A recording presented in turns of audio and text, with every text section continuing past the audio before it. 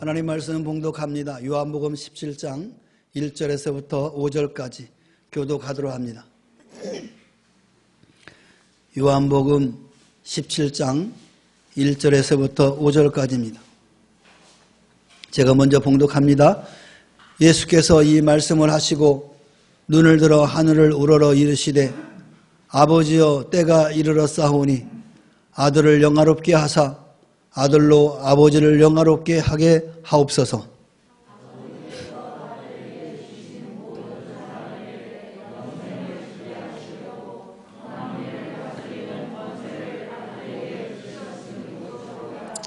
영생은 곧 유일하신 참 하나님과 그가 보내신 자 예수 그리스도를 아는 것이니라.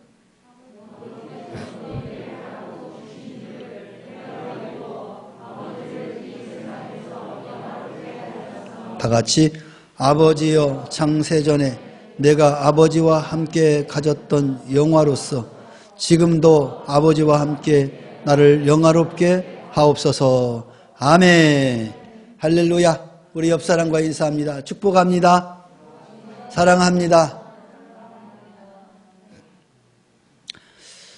오늘 본문의 말씀은 예수님께서 예수님 자신을 위한 기도를 올리고 있는 것을 봅니다.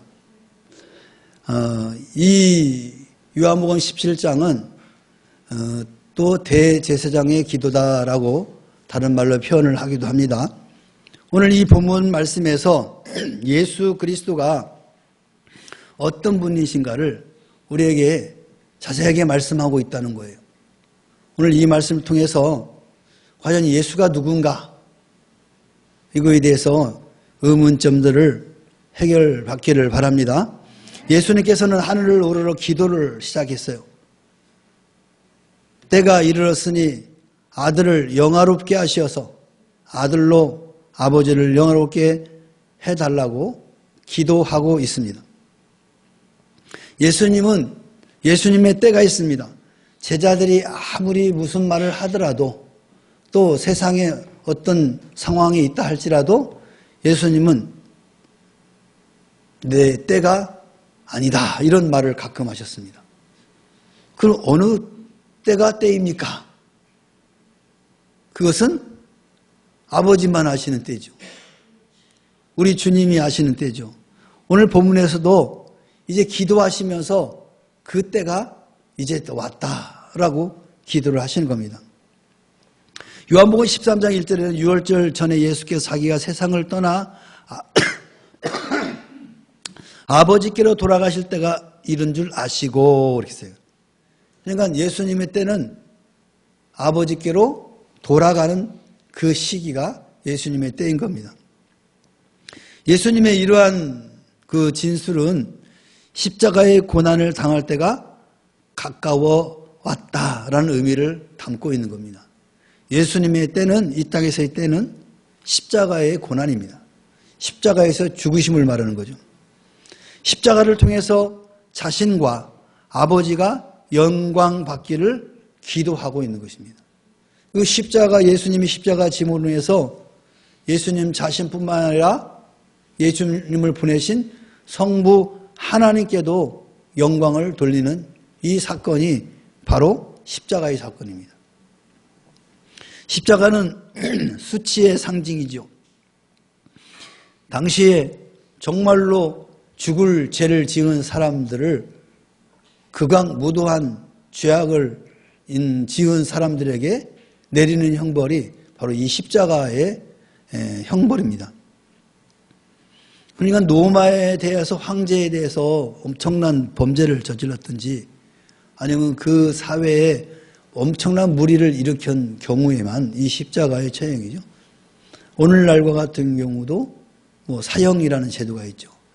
우리나라는 지금 사형 제도는 있지만 실질적으로 사형을 집행하고 있지는 않죠. 그래서 사형제 폐지에 대해서 계속 이야기를 하죠.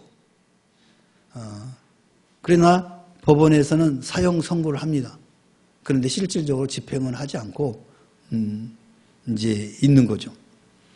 그만큼 정말로 이 사회에 있어서는 안 될 그런 사람에게 집행이 사형 집행입니다. 더군다나 십자가는 두말할 것도 없죠. 수많은 사람들 앞에서 그 수치는 말도 다 표현 못하죠.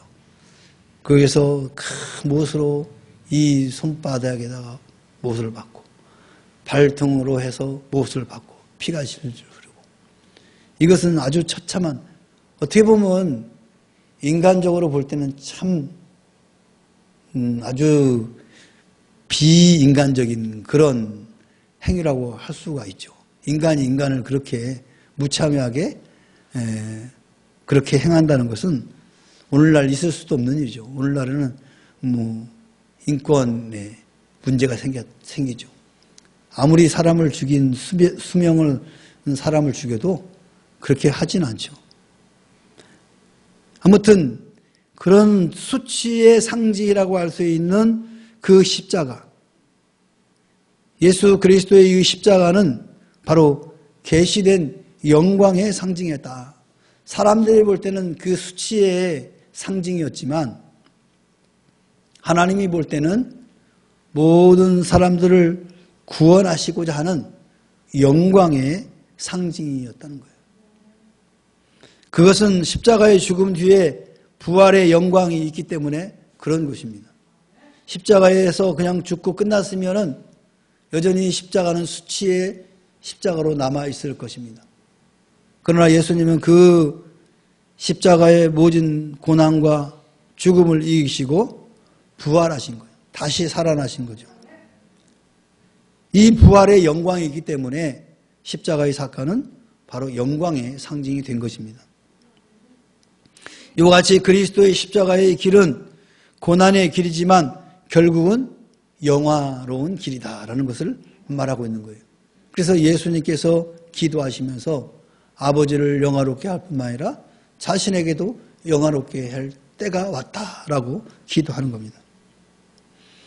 요한복음 12장 28절에 아버지여 아버지의 이름을 영광스럽게 하옵소서 하시니 이 하늘에서 소리가 나서 이르되 내가 이미 영광스럽게 하였고 또 다시 영광스럽게 하리라. 이 영광스럽게 다시 영광스럽게 하리라 한 것은 바로 십자가의 사건입니다. 이 십자가의 사건을 통해서 모든 자에게 영생을 주신 거예요. 이것처럼 큰 은혜가 어디 있겠습니까?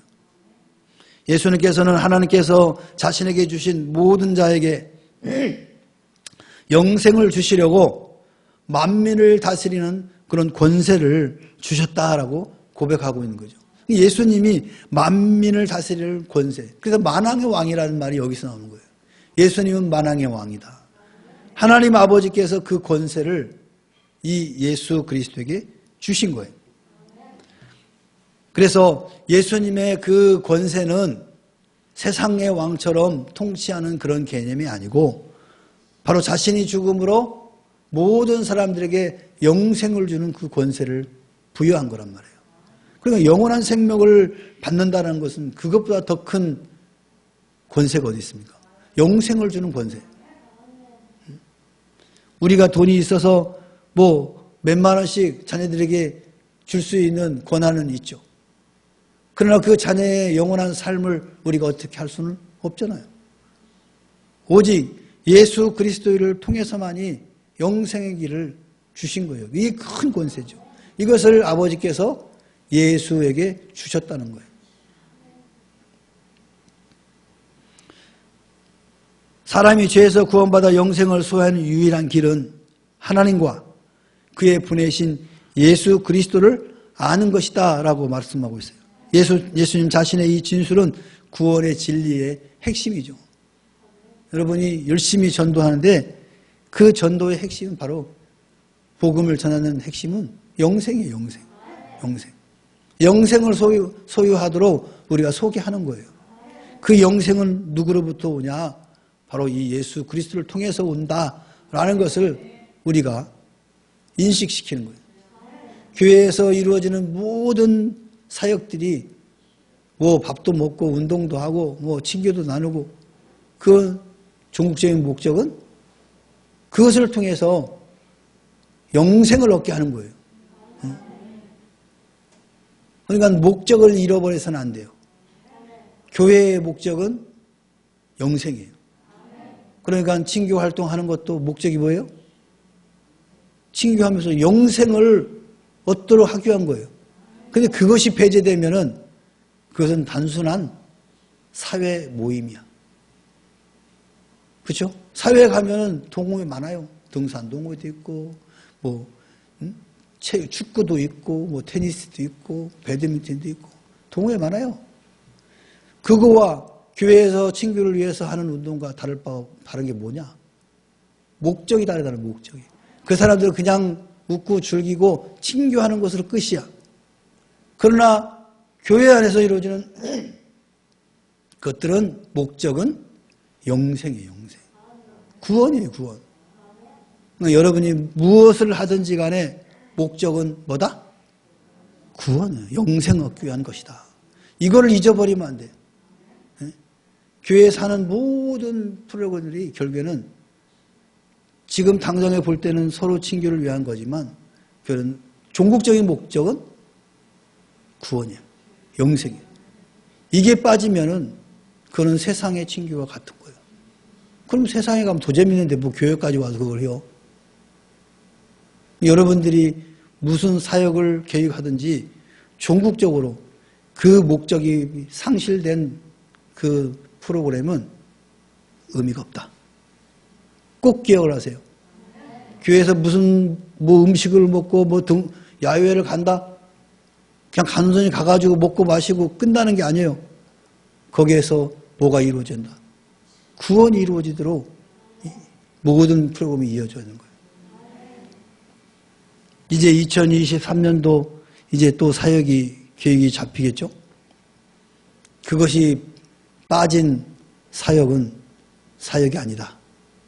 꼭 기억하시기 바랍니다. 여러분 남전도 여전도도 뭘 계획하든지 단순히 먹고 마시는 걸로 끝나면 아무 의미가 없어요. 그걸 꼭 기억하시고 여러분이 계획을 세우시면 좋겠습니다. 예수님께서 십자가를 지심으로 이 사망 권세를 꺾으시고 모든 권세를 취하셨으므로 예수 안에 거하는 자들은 하나님의 자녀된 권세로 영생을 소유하게 되는 것입니다. 오늘 본문에서 하나님과 아들을 안다는 말은 이 안다라는 말은 단순한 지적인 알미 아니에요. 다시 말하면 우리가 성경을 읽고 이분이 예수님이구나 하는 그런 차원을 뛰어넘는 거예요. 이것은 전인격적으로 아는 걸 말하는 거예요. 그냥 지식적인 알미 아니라 우리 인간의 모든 가지고 있는 지정의 이 모든 것들이 그걸 전인격이라고 하거든요. 이런 것들이 다 통해서 아는 거예요. 그러니까 열심히 여러분 막 동성기도하고 하는 거는 이건 정적인 거잖아요. 이걸 통해서도 예수님을 알아야 되고 하나님 아는 거예요. 그거를 무시하면 안 되죠.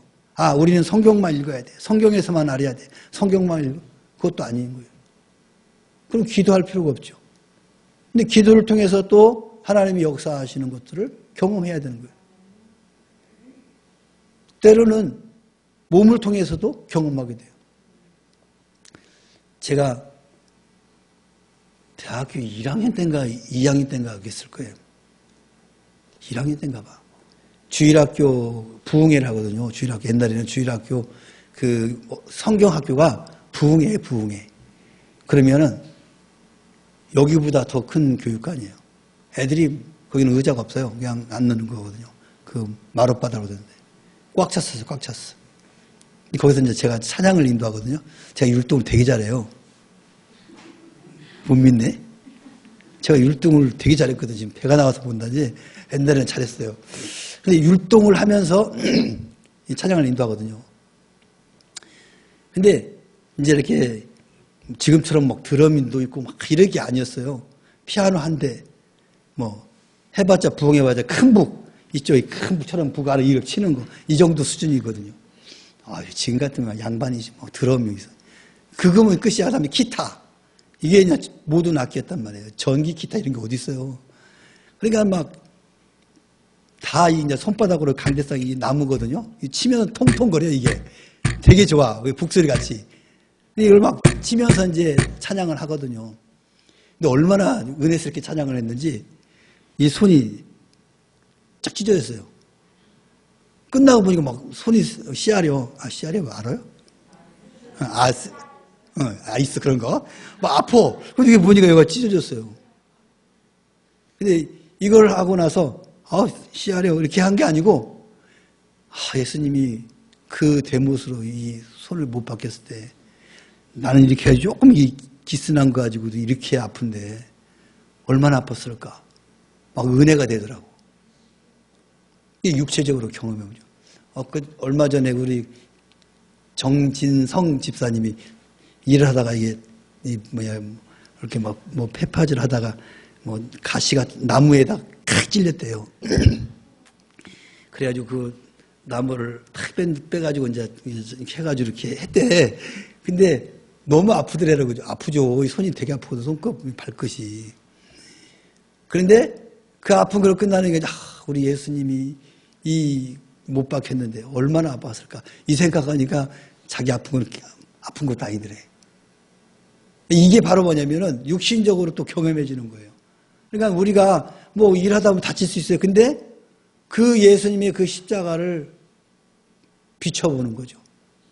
그러면서 예수님이 나를 위하여 그렇게 힘들게 고난당해서 피 흘려 죽으셨는데 나는 뭐 하고 있는가?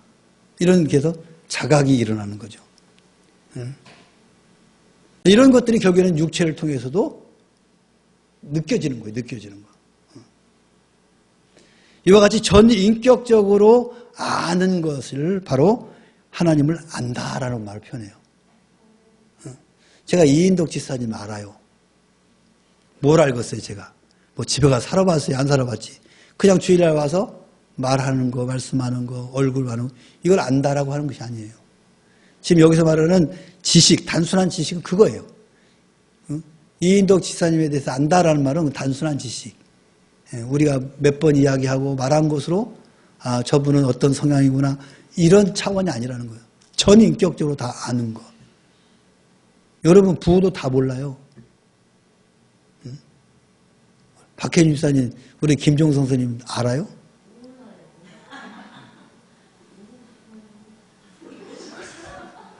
물어보지 마요. 몰라요. 부부도 잘 몰라요. 근데 여기서 본문에서 말하는 하나님과 아들을 안다는 말은 그렇게 단순한 지식적인 알미 아니라 전인격적으로. 그러니까 이 신앙인은 전인격적으로 하나님을 믿어야 되는 거예요. 만나야 되는 거예요. 성경에서도 만나고 기도하면서도 만나고 아까와 같이 일상생활 속에서도 삶 속에서도 만나는 거예요. 이와 같이 전인격적인 암, 즉 사랑의 교제가 있다라는 것을 지금 의미하고 있는 거예요. 그래서 우리 면목계 성도 여러분들은 하나님 아버지와 이와 같은 전인격적인 그런 교제가 이루어져야 된다는 거예요. 어느 한쪽에 치우쳐서는 안 되는 거예요. 성경도 안 보고 맨날 기도만 하면 안 돼. 또 성경만 본다고 기도도 안 하면 안 돼.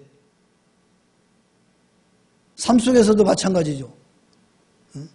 성경만 보고 기도만 하고만 있으면 안 되겠죠. 나가서 살아야죠. 살면서 예수 안 믿는 사람들에게도 삶을 보여주고 그들과 만나면서 부딪히면서 하나님의 살아계심을 또 경험하거든요. 안 믿는 사람을 통해서도 하나님을 경험하게 돼요. 이게 전인격적인 알미다. 이게 사랑의 교제가 있어야 된다는 거죠.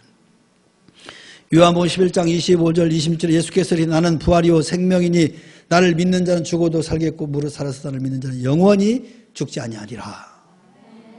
우리가 예수를 안다는 것, 안다는 것, 전인격적인 알을 통해서 영원한 생명을 누리게 된다라는 말씀이에요. 또 요한복음 47절에는 진실로 진실로 너에게 이르노니 믿는 자는 영생을 가졌나니. 믿는 자는 영생을 가진 거예요. 여러분은 영생을 소유하신 분들입니다. 믿습니까? 예수님께서는 하나님께서 자신에게 하라고 주신 일을 이루어서 아버지를 영화롭게 하였으니 창세전부터 자신이 아버지와 함께 가졌던 영화로서 자신을 영화롭게 해달라 이렇게 기도하고 있어요. 이 얘기는 뭐냐면 예수님이 이 땅에 오시기 전에 이미 하나님 아버지와 영원하고 상태에 존재하고 계셨다는 거예요. 그런데 인간을 몸을 입고 이 땅에 오신 거예요.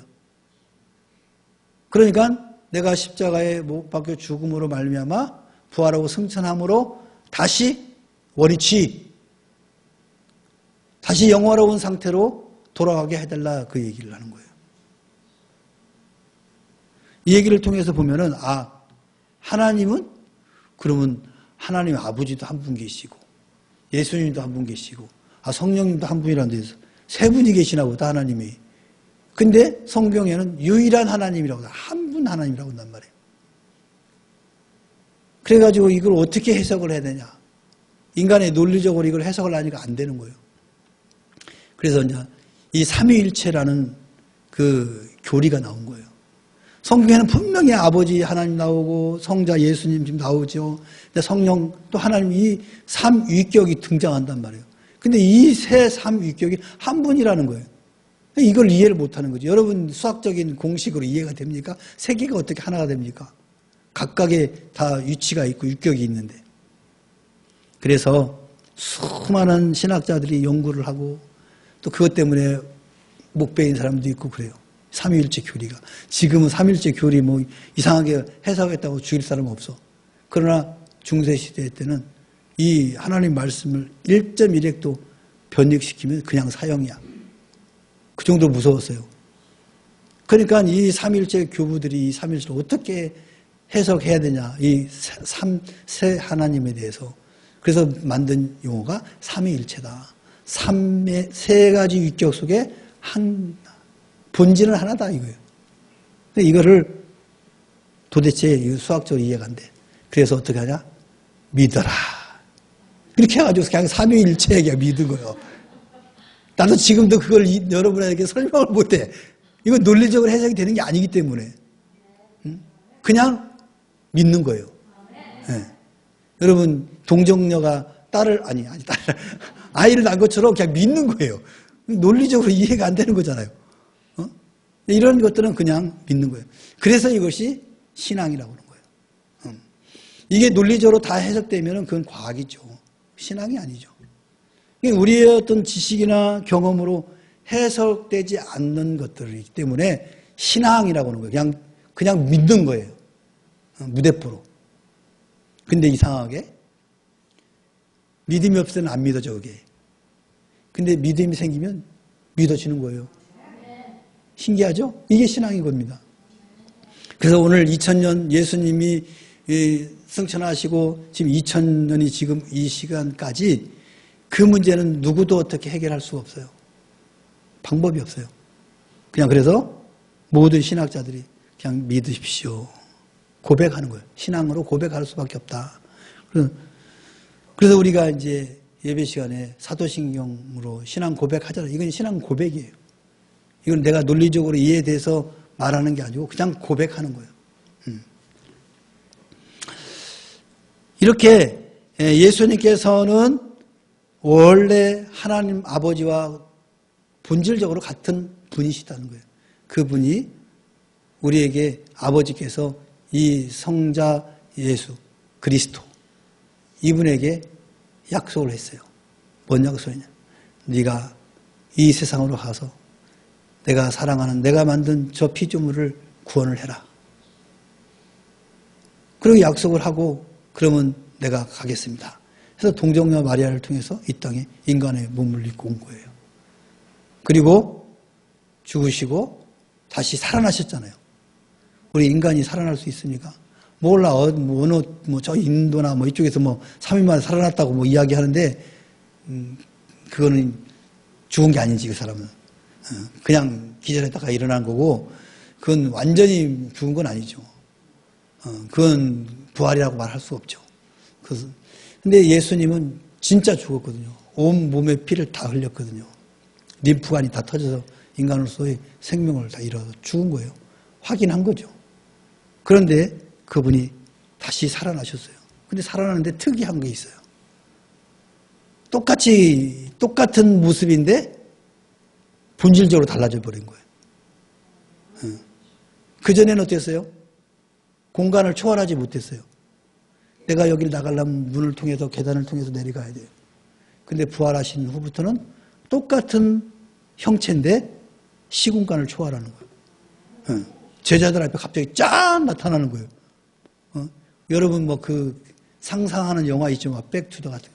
벽을 팍 통과해서 지나가고 뭐 이게 다 성경에서 나온 거예요.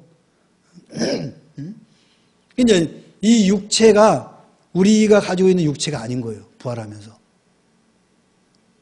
형체가 부활체로 바뀌었다고 그래요. 부활체. 그게 뭐냐면은 우리에게도 그와 같은 부활이 일어난다는 샘플을 우리에게 보여준 거예요. 우리가 부활하면은 그와 같이 시간과 공간을 초월하는 그런 부활체로 부활한다는 거예요. 이렇게 부활하셔서 그 제자들 앞에서 또 마지막 사역을 하시고 제자들을 보는 데서 하늘로 쫙 올라가시는 그런 모습을 보여주죠. 그러면서 마지막으로 메시지를 주죠.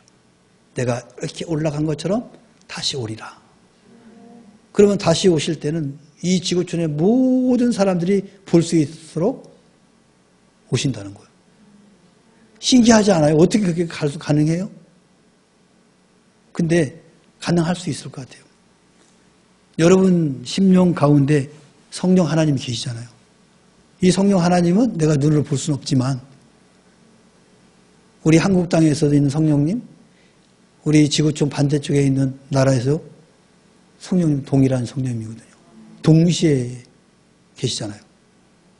근데 그렇게 영적인 것으로 해석이 되면은 예수님이 다시 오실 때는 그렇게 오신다라고 우리는 측정할 수 있어요. 그래서 이 지구촌 전체가 다 예수님을 볼 수 있게 된다는 거죠. 그때는 구원주가 아니라 무슨 주라고요? 매실주? 심판주로 오시는 심판주. 이제는 그때 오실 때는 우리를 구원하기 위해서 십자가에서 돌아가시는 게 아니고 이제 예수 그리스도를 믿었는지 하나님 말씀대로 살았는지 거기에 대한 심판을 하신 심판주로 재판장으로 오신다는 거예요. 재판장으로 올 때는 이미 거기에는 이미 그 시점으로부터 이루어졌던 과거의 모든 삶들을 이제 예수님이 판단하신다는 거예요. 그래서 어떤 사람은 예수 잘 믿는 사람은 부활하셔서 이제 예수님 오시면 다 부활하거든요. 산 사람도 이제 그 산 상태에서 부활체로 되고 먼저 죽은 사람들도 똑같이 부활하는 거예요. 그때 이제 예수 잘 믿은 사람들은 보상을 받고 그렇지 않은 사람들은 영원한 지옥불로 심판을 받는 그런 날이 온다라고 요한계시록에 이제 말씀하고 있는 거예요. 우리는 이제 심판주로 오실 그 구주를 주님을 생각하면서 신앙생활 잘 하셔야 돼요. 그 주님이 언제 오실지 모르거든요. 성경에는 곧 오신다고 그러는데 이 곧이라는 것을 해석을 잘 하셔야 돼. 곧이라는 게 아마 1시간 후에 오시나? 2시간 후에? 그래가지고 제자들이 엄청나게 헷갈렸잖아요. 내가 곧 오리라 하니까는 진짜 곧 올 줄 알고 자기들 살아있는 동안에 올 줄 알고 기다렸어요. 근데 예수님이 다 죽어가는데 안 오시더라고. 그래서 가만히 보니까 그 곧이라는 말은 시간적인 개념이 아니고 호련히 갑자기 온다라는 그런 말로 해석을 해야 맞는 거라는 거예요. 그러니까 예수님이 갑자기 오는 거예요. 나 맨날 며칠 몇 시에 간다 하고 오지 않는다는 거예요. 그래서 우리는 그 주님을 언제 오실지 모르기 때문에 늘 기억하면서 우리의 삶을 살아가야 된다.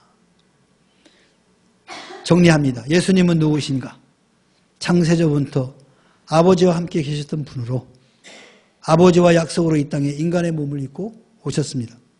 그리고 십자가의 죽으심으로 만인을 구원하신 분이고 또 부활 승천하셔서 하나님 우편에 계시며 영광을 받고 계신 분이다. 이렇게 여러분 정리하시면 될 것 같습니다. 기도합시다. 사랑의 하나님 아버지 고맙고 감사합니다. 오늘 또 우리에게 말씀을 통하여 예수님이 누구이신지를 다시 한번 깨닫게 하시니 감사드립니다. 오늘 그 예수 그리스도만을 우리는 바라보면서 이 땅을 잘 살아갈 수 있도록 도와주시옵소서. 언제 오실지 모르는 예수님을 바라보면서 하루하루 삶, 하나님이 기뻐하는 삶으로 살아내는 우리 모두가 되게 하여 주시옵소서. 감사드리며 예수님의 이름으로 기도하옵나이다. 아멘. 하늘에 계신 우리 아버지여, 이름이 거룩히 여김을 받으시오며 나라 임하옵시며 뜻이 하늘에서 이룬 것 같이 땅에서도 이루어지이다. 오늘날 우리에게 일용할 양식을 주옵시고 우리가 우리에게 죄 지은 자를 사하여 준 것 같이 우리 죄를 사하여 주옵시고 우리를 시험에 들게 하지 마옵시고 다만 악에서 구하옵소서. 대개 나라와 권세와 영광 아버지께 영원히 있사옵나이다. 아멘.